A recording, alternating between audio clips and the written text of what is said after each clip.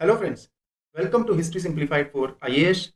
Today we will discuss about Anglo-Afghan relations. शुरू करने से पहले ये थोड़ा लोकेशन देख लेते हैं। ये 1900s का मैप है। इसमें थोड़ा सा समझने की कोशिश करेंगे। अफगानिस्तान की लोकेशन कुछ इस जगह पे बनी हुई है और काबुल और हेरात इंपॉर्टेंट है। ये हम लोग जब चैप्टर पढ़ेंगे उसमें भी इनका मेंशन आएगा। और क्वेटा जो पहले अफगानिस्तान का पार्ट भी रहा वो बाद में ब्रिटिश इंडिया में आ गया। देन ये वाले जो पार्ट है ये नॉर्थ वेस्ट फ्रंटियर प्रोविंसेस के पार्ट हैं। इसमें से कुछ पार्ट जो है that was taken from Sikh empire और कुछ पार्ट अफगानिस्तान के एरियाज में से लिया गया था और अल्टीमेटली ये नॉर्थ वेस्टर्न फ्रंटियर प्रोविंस बना दिया गया। तो हम लोग स्टार्ट करते हैं विद एंग्लो अफगान रिलेशंस। तो एंग्लो अफगान रिलेशंस की अगर बात करें तो हम लोग इनको 3 फेजेस के अंदर डिवाइड कर सकते हैं। पहला फेज हो गया ऑकलैंड का फेज। तो जब ये वॉइस रॉय थे ऑकलैंड उस समय का फेज है, that is Auckland phase. Then John Lawrence का फेज है। इन्होंने एक पॉलिसी को प्रोपोगेट किया था, इसीलिए इस फेज का नाम लॉरेंस फेज बोलते हैं। देन तीसरा हो गया लिटन का फेज। तो Lytton was also a viceroy. इनके समय में एनेक्सेशन की पॉलिसी इन्होंने अपनाई, एक्सपेंशन की कोशिश की और काफी एग्रेसिव पॉलिसी थी। तो ऑकलैंड और लिटन के समय पे वॉर हुए। यहाँ पे फर्स्ट एंग्लो अफगान वॉर हुआ, यहाँ पे सेकंड एंग्लो अफगान वॉर हुआ। और जॉन लॉरेंस का जो फेज है उस समय नॉन इंटरवेंशन को अपनाया गया। तो थोड़ा बैकग्राउंड देखते हैं अफगानिस्तान का। 1793 में तिमूर शाह दुरानी की डेथ हो गई एंड हिज सन जमन Shah became the new ruler. ये नए रूलर बने, लेकिन उसके बावजूद भी क्या हुआ कि पॉलिटिकल सिचुएशन जो थी अफगानिस्तान की वो काफी अनस्टेबल रही और एक के बाद एक रूलर्स आते रहे और चेंज होते रहे। 1823 में इन्हीं में से एक जो इस डायनेस्टी से नहीं आते थे, अब्दाली डायनेस्टी से नहीं आते थे, एंड ही वाज अ बरकजाई सरदार। उन्होंने एक डायनेस्टी एस्टैब्लिश की। हिज नेम वाज दोस्त मोहम्मद। डायनेस्टी का नाम बना बरकजाई डायनेस्टी और दोस्त मोहम्मद आमिर अफगानिस्तान के बन गए। देन उसी समय की एक और डेवलपमेंट है। 1804 से 13 तक फोर्थ रूसो पर्शियन वॉर लड़ा गया। देन 1826 से 28 तक फिफ्थ रूसो पर्शियन वॉर लड़ा गया। इससे हुआ क्या कि रशिया का इन्फ्लुएंस पर्शिया के ऊपर काफी ज्यादा बढ़ गया और इस सिचुएशन ने ब्रिटिश की पॉलिसी को भी इन्फ्लुएंस किया। ये हम लोग पहले सिंध के जो चैप्टर है उसमें भी हम लोग पढ़ चुके हैं। सो ये 2 वॉर्स हुए थे जिसमें पर्शिया के ऊपर रशिया का इन्फ्लुएंस काफी ज्यादा बढ़ गया था। देन 1837 में देखें तो लॉर्ड ऑकलैंड ने अलेक्जेंडर बर्न्स को भेजा अफगानिस्तान में और इसमें एक्सक्यूज दिया गया कि ये कमर्शियल मिशन पे जा रहे हैं, लेकिन एक्चुअल जो इनका मोटिव था that was to know the political situation in Afghanistan. अब अफगानिस्तान में पॉलिटिकल सिचुएशन कुछ ऐसी थी कि दोस्त मोहम्मद ब्रिटिशर्स की हेल्प लेना चाहते थे टू रीगेन पेशावर फ्रॉम महाराजा रंजीत सिंह। तो पेशावर ये अभी वापस लेना चाहते थे। तो हमने सिख वाले पार्ट में पढ़ा था कि Peshawar was captured by Sikh forces under Maharaja Ranjit Singh. तो दोस्त मोहम्मद अब इसको वापस लेना चाहते थे। तो ये प्रपोजल जो है बर्न्स ने तो सपोर्ट किया, लेकिन इसको ऑकलैंड ने रिजेक्ट कर दिया बिकॉज ब्रिटिशर्स उस समय किसी भी तरीके से रंजीत सिंह के साथ कोई भी क्लैश में नहीं आना चाहते थे।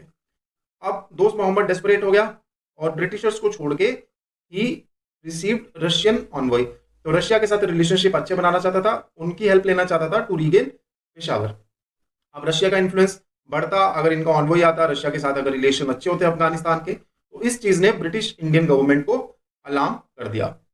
अब लॉर्ड ऑकलैंड के पास 2 ऑप्शन थे। पहला तो यह था कि वो डिफेंसिव मेजर्स लेता, रंजीत सिंह के साथ एग्रीमेंट में रहता और अफगानिस्तान को कंटेन करने की कोशिश करता। अब दूसरा ऑप्शन था ऑफेंसिव मेजर का यूज करे अगेंस्ट अफगानिस्तान। अब इसमें वो रंजीत सिंह के साथ एग्री होके भी कैंपेन कर सकता है एंड विदाउट एग्रीमेंट भी कैंपेन कर सकता है। तो ऑकलैंड ने सेकेंड ऑप्शन को चूज किया और एक एग्रीमेंट में आ गया विद महाराजा रंजीत सिंह एंड शाह शुजा। शाह शुजा कौन था? He was a grandson of Ahmad Shah Abdali. अब शाह शुजा पहले रूलर रहा था अफगानिस्तान का, अब वो वापस रूलर बनना चाहता था। तो 1838 में ब्रिटिश रंजीत सिंह और शाह शुजा के बीच में ट्राइपर्टाइट ट्रीटी साइन हुई। अब इस ट्रीटी में क्या क्या क्लॉजेस थे? पहला तो ये होगा कि शाह शुजा जो कि डीथ्रोन हो चुका था, he was to be reinstated as ruler of Afghanistan with the help of British and the Sikhs. Then second चीज, शाह शुजा राइट ऑफ इंडस जितनी भी टेरिटरी है उसके ऊपर सिख्स के क्लेम को रिकग्नाइज कर लेगा। देन तीसरी चीज कि कोई भी फॉरेन अफेयर्स जो शाह शुजा के होंगे उनका डिसीजन जो भी लिया जाएगा that would be with the advice of the British and the Sikhs. Then Shah Shuja ने सिंध के ऊपर अपना क्लेम भी फोरगो कर दिया with a payment of 25 lakh rupees as tribute, जो कि अरियर बनते थे सिंध की तरफ। तो ये एक ट्रीटी जो है ये तीनों पावर्स के बीच में साइन हुई एंड शाह शुजा को रीइंस्टेट करने का फैसला हुआ। अब रीइंस्टेट करने के लिए फर्स्ट एंग्लो अफगान वॉर लड़ा गया 1839 से 42 तक। सो ब्रिटिशर्स ने 21,000 की एक आर्मी भेजी 1839 में और बोलन पास इन्होंने क्रॉस किया। देन क्वेटा, काबुल, गजनी ये सारे एरियाज को कैप्चर कर लिया गया और शाह शुजा को अफगानिस्तान का नया रूलर बना दिया गया। अब काफी हद तक आर्मी जो थी ब्रिटिशर्स की वो वापस आ गई, लेकिन एक गैरिसन वहां पे अंडर जनरल एल्फिंस्टोन छोड़ देगी। तो एल्फिंस्टोन ने एक टुकड़ी जो थी आर्मी की वो वहां पे काबुल में रह गई विद एल्फिंस्टोन। अब शाह शुजा क्योंकि अफगान के बीच में अनपॉपुलर थे तो शाह शुजा के अगेंस्ट रिवोल्ट हो गई। रिवोल्ट को लीड किया अकबर खान ने, who was a son of दोस्त मोहम्मद। और अलेक्जेंडर बर्न्स, जिसका पहले हमने मेंशन किया, Alexander Burns was killed in this revolt. अब अलेक्जेंडर बर्न्स की डेथ हो गई और कुछ और भी इंग्लिश ऑफिसर्स को मार दिया गया। तो एल्फिंस्टोन भी जो थे उनको भी कुछ समझ में नहीं आ रहा था कि आगे क्या किया जाए। इन हालातों में मैकनेटन सामने आए and he signed a treaty with Akbar Khan. अब ट्रीटी के थ्रू ये माना गया कि ब्रिटिशर्स विल इवैक्यूएट अफगानिस्तान, लेकिन अकबर खान के इशारे पर ही मैकनेटन को बाद में मर्डर कर दिया गया। देन एल्फिंस्टोन क्योंकि रिट्रीट करना चाहते थे, इवैक्यूएट करना चाहते थे एज पर द ट्रीटी, तो एक आर्मी जो पूरी की पूरी जो टुकड़ी वहां पे थी अब एल्फिंस्टोन के अंडर में, उन्होंने रिट्रीट करना शुरू किया 1842 जनवरी में। लेकिन 4500 ट्रूप्स थे जो एल्फिंस्टोन के अंडर में, प्लस जो 12,000 कैंप फॉलोवर्स थे, इन सबका मर्डर कर दिया गया बाय अफगान्स। तो इनके मर्डर के बाद शाह शुजा को भी मर्डर हो गया। सो इस तरह से जो पहला एंग्लो अफगान वॉर था वो एंग्लोज की डिफीट के साथ खत्म हुआ और काफी बड़ा डिजास्टर इसको माना जाता है, जिसमें 4500 ट्रूप्स एंड 12,000 कैंप फॉलोवर्स का मर्डर हुआ। अब ये जो अफगान पॉलिसी थी ऑकलैंड की, इसको भी काफी क्रिटिसिज्म झेलना पड़ा क्योंकि माना जाता था कि ये अनजस्टिफाइड था। पहली चीज तो ये हो गई कि जब दोस्त मोहम्मद ने बोला कि उसको उसकी हेल्प की जाए पेशावर रीगेन करने में, तो ब्रिटिशर्स ने मना कर दिया ये कहते हुए कि एंग्लो अफगान सिख रिलेशंस के अंदर ब्रिटिशर्स न्यूट्रलिटी रखेंगे। लेकिन उस न्यूट्रलिटी को इन्होंने बाद में जो न्यूट्रलिटी की इनकी पॉलिसी इन्होंने उसको तोड़ दिया और दोस्त मोहम्मद के अगेंस्ट ही कैंपेन शुरू कर दिया। तो ये पहली इसमें चीज हो गई। देन सेकंड, दोस्त मोहम्मद जो था he was an independent ruler of an independent state, so he was free to take his decision in foreign affairs. लेकिन ब्रिटिशर्स चाहते थे कि ब्रिटिशर्स का वर्चस्व अफगानिस्तान पे बने, इसीलिए वो रशियंस को काउंटर करना चाहते थे और किसी भी तरह का अफगान और रशियन कोई भी रिलेशन ब्रिटिशर्स नहीं चाहते थे कि हो। तो इसीलिए ब्रिटिशर्स ने जो है इनके फॉरेन अफेयर्स में दखल देना चाहते थे। दैट इज द रीजन ये दोस्त मोहम्मद की जगह कोई फ्रेंडली रूलर रखना चाहते थे। देन शाह शुजा जिसको इन्होंने चूज किया, he was already an unpopular figure in Afghanistan, तो ये यहाँ पे ब्रिटिशर्स ने एक और गलती की। देन रशियन डेंजर जो था दैट वाज ओवर एस्टिमेटेड और इसको डिप्लोमेटिकली भी हल किया जा सकता था, लेकिन ब्रिटिशर्स ने एक अलग ही पाथ यहाँ पे चूज कर लिया। देन इसके बाद जो सेकंड फेज में हम लोग आते हैं उसमें आती है जॉन लॉरेंस की मास्टरली इनएक्टिविटी की पॉलिसी। तो इस पॉलिसी का नाम रख दिया गया मास्टरली इनएक्टिविटी। अब ये क्या पॉलिसी थी देखते हैं। सो पहले अफगान वॉर में डिजास्टर हुआ जिसकी वजह से पॉलिसी में चेंजेस आए। अब जॉन लॉरेंस ने पॉलिसी क्या रखी कि 1864 से 69 तक वॉइसरॉय रहे और अफगानिस्तान में नॉन इंटरवेंशन की पॉलिसी को अपनाया। कोई ब्रिटिश ऑनवॉय या कोई भी ट्रूप्स अफगानिस्तान में नहीं भेजे गए। इतना ज्यादा नॉन इंटरफेरेंस था कि जो सिविलियन एक्सप्लोरर्स थे उनको भी अफगानिस्तान में एंटर करने के लिए प्रोहिबिट किया गया था। ये नॉन इंटरवेंशन की जो पॉलिसी थी इसको क्रिटिसाइज करते हुए JWS विली ने इस पॉलिसी को नाम दिया पॉलिसी ऑफ मास्टरली इनएक्टिविटी। अब इसको क्रिटिसिज्म झेलना पड़ा क्योंकि ये मानते कि ये इनएक्टिव है, बिल्कुल ही इनएक्टिव है, कुछ काम नहीं कर रहे। तो इन्होंने बोला कि अगर ब्रिटिशर्स इतने पैसिव रहेंगे तो रशिया अपना इन्फ्लुएंस अफगानिस्तान के ऊपर फैला लेगा। देन दूसरी चीज, इन्होंने कोई भी जो सक्सेशन पॉलिटिक्स थी अफगानिस्तान में, जो हमने देखा कि सक्सेशन वॉर लगातार चलते रहे अफगानिस्तान में, उसमें भी इन्होंने इंटरफियर नहीं किया क्योंकि ये नहीं चाहते थे कि अफगानिस्तान में ये इंटरफियर करें, बिकॉज इनको फिर वहां के लोगों द्वारा एनिमी की तरह देखा जाएगा। लेकिन जब कोई प्रिंस सक्सेसफुल हो गया, रूलर बन गया, तो इसको इन्होंने उसको आर्म्स और मनी के साथ हेल्प किया ताकि वो अपने रूल को स्टेबलाइज कर सके। तो यही चीज जो है शेर अली के केस में भी आती है। शेर अली एक सक्सेशन ऑफ वॉर के बाद ही बिकेम अ रूलर, और इनका रूल स्टेबलाइज करने के लिए इन्होंने आर्म्स और मॉनेटरी हेल्प दी।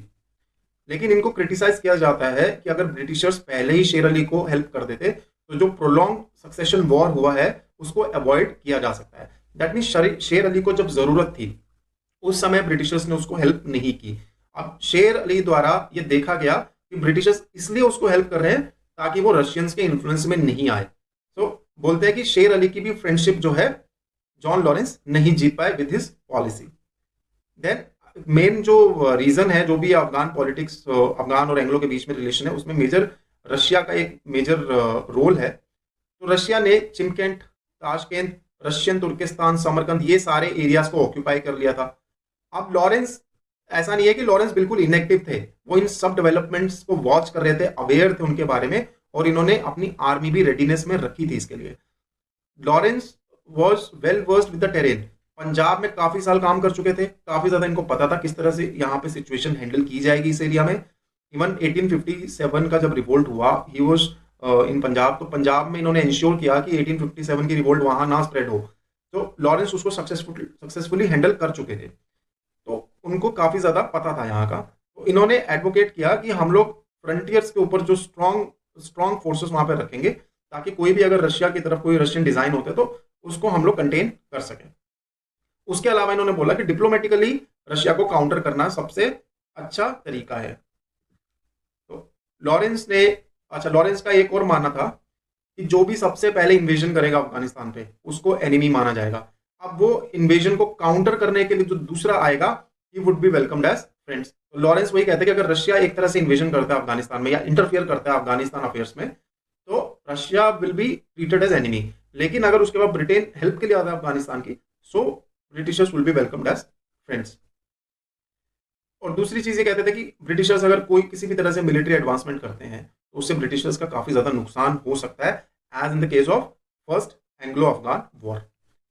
अब इनकी जो नॉन इंटरवेंशन की पॉलिसी थी, इसको बाद में लॉर्ड मयो और लॉर्ड नॉर्थब्रुक ने भी फॉलो किया। शेर अली चाहते थे कि ब्रिटिशर्स के साथ किसी तरह की ट्रीटी हो जाए, कोई डिफेंसिव अलायंस हो जाए, लेकिन मायो और नॉर्थब्रुक ने दोनों ने ही इसको नकार दिया, लेकिन इन्होंने मॉनेटरी हेल्प शेर अली को दी। अब जो ये नॉन इंटरवेंशन की पॉलिसी थी, इसको अब झटका लगने वाला था with the coming of Lord Lytton. Benjamin Disraeli जो थे कंजर्वेटिव पार्टी के, he became the new president in 1874। अब ये चाहते थे कि साइंटिफिक फ्रंटियर्स बने, ब्रिटिश स्फीयर ऑफ इन्फ्लुएंस को सेफगार्ड किया जाए। अब रशिया, क्योंकि जो पर्शिया के ऊपर पहले से ही उसका स्फीयर ऑफ इन्फ्लुएंस फैल चुका था, तो ये चाहते थे कि अफगानिस्तान के ऊपर ब्रिटेन का इन्फ्लुएंस रहे। इसके लिए लॉर्ड लिटन को भेजा गया एज न्यू वाइसरॉय इन 1876।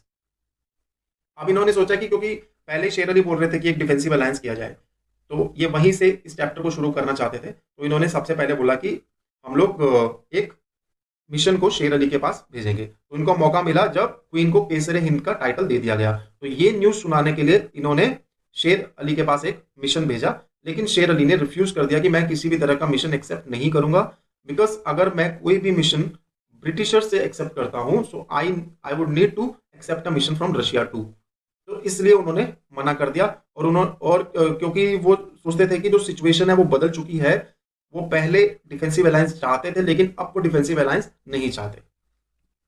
और दूसरी चीज इन्होंने बोली कि अगर कोई भी मिशन भेजा जाता है उसकी वो सेफ्टी की गारंटी नहीं ले सकते, क्योंकि अफगान सेल्फ विल्ड पीपल हैं, और अगर उनके सेंटिमेंट हर्ट होते हैं because of interference of Britishers, तो ब्रिटिशर्स को नुकसान पहुंचाया जा सकता है बाय द अफगान्स। शेर अली उस चीज में कोई भी गारंटी नहीं लेंगे।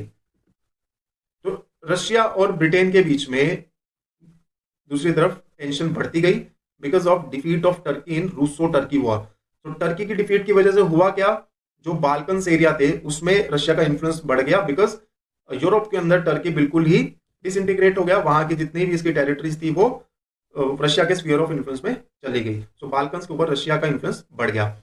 अब इस केस में हुआ क्या कि क्योंकि रशिया का यूरोप के अंदर और एशिया की तरफ दोनों तरफ इन्फ्लुएंस बढ़ता जा रहा था, तो यूरोपियन पावर्स ने प्रेशर डालने की कोशिश की। कांग्रेस ऑफ बर्लिन बुलाई गई, तो रशिया ने यहाँ पे प्रेशर में एक जो है एग्रीमेंट कर लिया। 1878 में ये कांग्रेस हुई थी, जिसमें रूसो ब्रिटिश जो टेंशन थी वो काफी हद तक कम हो गई। अब यूरोप में ये आगे नहीं बढ़ सकते थे रशिया, तो रशिया ने एशिया की तरफ बढ़ना शुरू किया। ये कांग्रेस को ही जो ब्रिटिश का इन्फ्लुएंस था उसको कम करने के लिए रशिया ने एक डिप्लोमेटिक मिशन काबुल में भेज दिया इन जुलाई 1878। तो ये मिशन आ तो गया, लेकिन शेर अली नहीं चाहते थे कि रशिया किसी किसी भी तरह का मिशन यहाँ पे भेजे। लेकिन रशिया ने बोल दिया कि ये मिशन जल्दी ही वापस ले लेंगे। अब लेकिन रशिया के मिशन ने ब्रिटिशर्स को अलर्ट कर दिया। अब ब्रिटिश चाहते थे कि अगर रशिया का ये मिशन एक्सेप्ट कर सकते हैं तो ब्रिटिशर्स का मिशन क्यों नहीं एक्सेप्ट करते। तो लिटन ने एक मिशन काबुल भेज दिया, लेकिन वो शेर अली द्वारा टर्न बैक कर दिया गया। अब ये इससे काफी ज्यादा शेर अली को रेपरकशंस झेलनी पड़ी। हालांकि बीच में in the meanwhile Russian government ने भी अपने ऑनवॉइस को विड्रॉ कर लिया फ्रॉम काबुल। अब लिटन ने क्या किया, क्योंकि लिटन ने इसको अपनी इंसल्ट देखा, इनका जो मिशन वापस कर दिया गया था, तो शेर अली को अल्टीमेटम भेज दिया गया कि वो अपोलोजाइज करें और ब्रिटिश रेजिडेंट को काबुल में एक्सेप्ट करें। सो जैसे ही डेट एंड हुई अल्टीमेटम की, एक ब्रिटिश आर्मी 30 से 40 हजार की फौज जो है अफगानिस्तान के ऊपर इन्वेजन कर दिया और शेर अली रशियन तुर्किस्तान की तरफ भाग गया and he died in Turkestan. Then Gandamak की ट्रीटी साइन की गई याकूब खान के द्वारा। तो याकूब खान कौन था? He was the eldest son of शेर अली। अब ये ट्रीटी ऑफ गंडमार्क में क्या माना गया?